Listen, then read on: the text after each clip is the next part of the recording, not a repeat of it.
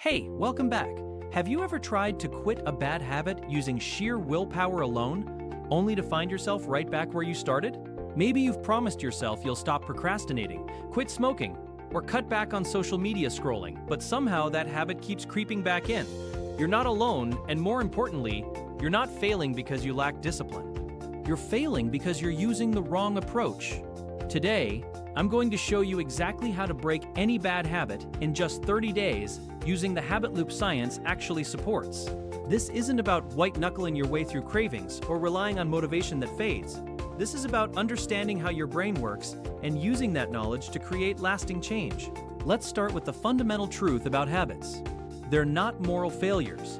They're neurological shortcuts. Your brain creates habits to save energy. Think about it.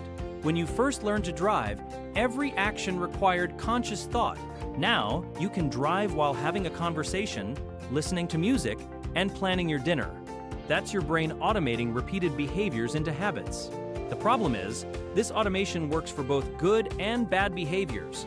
The good news? You can use this same system to your advantage. Science shows us that every habit follows a three-part loop: cue, routine, and reward. This is called the habit loop, and understanding it is your key to breaking any unwanted behavior. The cue is the trigger that tells your brain to go into automatic mode. It could be a time of day, an emotional state, a location, other people, or an immediately preceding action. The routine is the behavior itself, the actual habit you perform. The reward is what your brain gets from the behavior, which reinforces the loop and makes you want to repeat it tomorrow. Here's the crucial insight. You can't simply eliminate a bad habit. Your brain has created strong neural pathways for that behavior. Trying to stop it creates what psychologists call the white bear effect. The more you try not to think about something, the more it dominates your thoughts. Instead, you need to keep the same cue and reward, but change the routine. You're not breaking the habit loop, you're rewiring it. Let's walk through exactly how to do this over the next 30 days.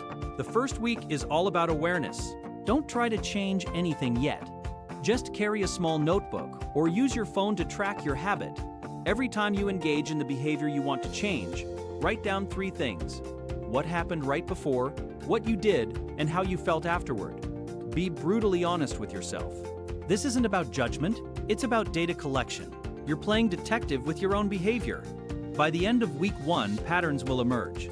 You might notice that you always reach for snacks when you're stressed at work, or that you scroll social media whenever you feel lonely. You'll identify your specific cues and rewards. This awareness alone is powerful because it takes the habit out of the unconscious realm and brings it into your conscious mind, where you can work with it. Week 2 is about experimentation. Now that you know your cues and rewards, you need to find a new routine that delivers the same reward. Let's say your bad habit is stress eating chocolate at 3 p.m. Your cue is afternoon work stress. Your routine is eating chocolate, and your reward is a temporary mood boost and distraction.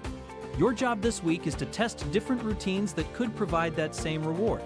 Maybe a 5-minute walk outside, some deep breathing exercises, or calling a friend. Try different things and notice what gives you that similar feeling of relief or pleasure. This experimentation phase is crucial because you're not just guessing what might work, you're collecting data on what actually works for your brain. Some replacements will feel awkward at first. That's normal. Your brain has been taking the chocolate shortcut for a long time, and new pathways need repetition to strengthen.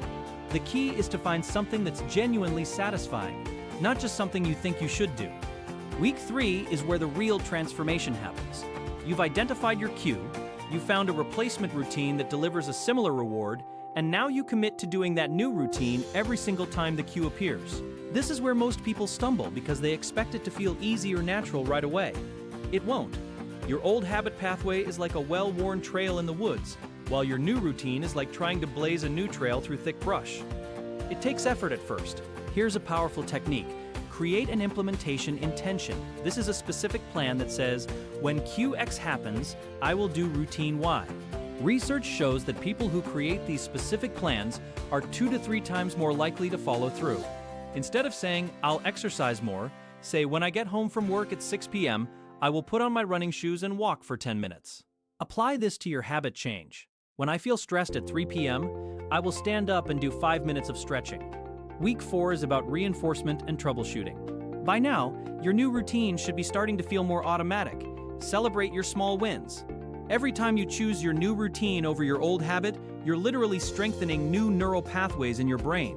But you'll also encounter challenges. Maybe there are certain situations where your replacement routine doesn't work as well. That's okay. Go back to your experimentation mindset and find an alternative that works for that specific situation. Remember, the goal isn't perfection. The goal is, if you slip up and engage in the old habit, don't beat yourself up. That actually reinforces the shame cycle that often drives bad habits in the first place.